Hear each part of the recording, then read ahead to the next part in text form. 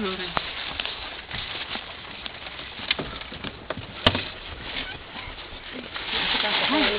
Aming tubig. May tangke naman kami, kaya lang perwisyo pa rin. Sayang ka ng tubig. Eh di nagpapataas kuryente din. Ay hindi, malakas siyang atiid. Sakala ko nga nung una magkukuryente kami. Oo. Ano siya, umaakyat siyang kusa. Ano yan, nasa taas ng bubong sa may laundry yun, ha, nakalagay. Kaya siya. Malakas yung pressure ng ano niya.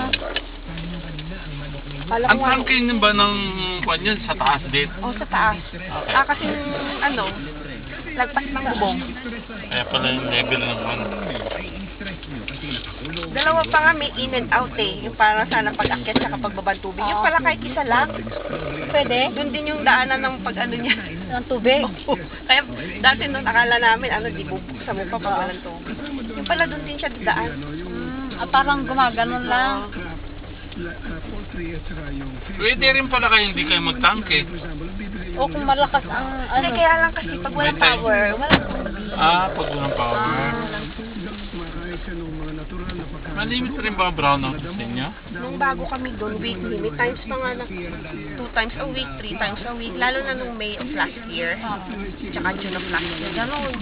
Weekly yan.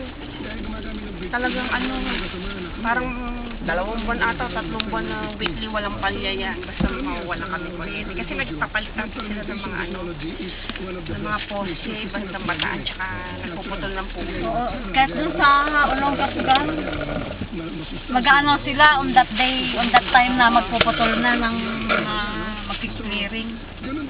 Mag-clearing. Paano kung naglalaba ka in the middle, nung naglalaba ka, di mo alam mo, walang pala. Tapos may lalakari ka, importante, no? At least ang okay na sa ulang ko, at least may tubig ka pa rin kahit wala kang kuryente. Sa amin, kung wala kang Walang kakabalan daw, ganon. Pag walang kuryente, wala rin tubig. Kinamanan. Kasi wala lahat ang laman niya. Meron, maraming naman. Yelo nga lang. Dapat kinukunan mo pa pati yung natin na naman. Normal siya namumuhay. Normal. Hindi siya nakakate. Hindi siya nakakulong. Hindi siya naka-stress. Hindi siya tinuturukan ng antibiotic. Wala siyang drugs. Wala siyang hormones. Nakita namin kayo kanina sa ano eh. Ay, sa grocery. Oo. Nahanap ako ng coffee ko. Ang hirap pala talaga maghanap ng coffee ko. Kahit si Dayday, palagi na naubusan. Brown sugar? Oo, yung coffee ko na Brown sugar? Madalas ang hirap daw maghanap, wala na sa grocery. Hindi niyo sinusubukan yung Nescafe? Yung Nescafe na brown sugar, masarap din. Ganon. Ang naano ko lang yung original ng Nescafe. May creamy, parang Tatlong yan eh. Ay, tama ba? creamy. Pero mas mahal ang San Miguel. Yung San Miguel. mahal. 3-in-1 din.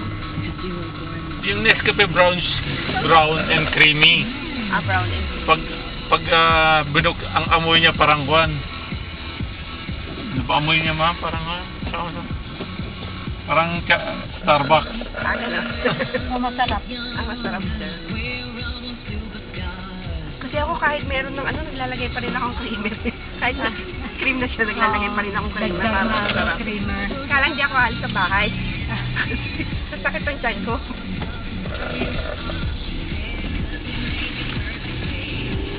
Yun nung minsan tumakbo ako sa Burgos noon eh. Wala sila Dayday. Nandun pa sila Dayday. May nag-treat sa amin. Ayun, si Malo, trinit kami sa Extreme Espresso. Di mahilig sa coffee yun. Di naki-coffee na rin ako. Yung nga lang cold. Kasi nga masarap pag cold. Sabi ko, sa dali lang naman kami. Uwi na rin kami. Uy, nagkwentuhan pa yun. Kumukulo na yung tiyan ko. Tawag ako kay Dayday.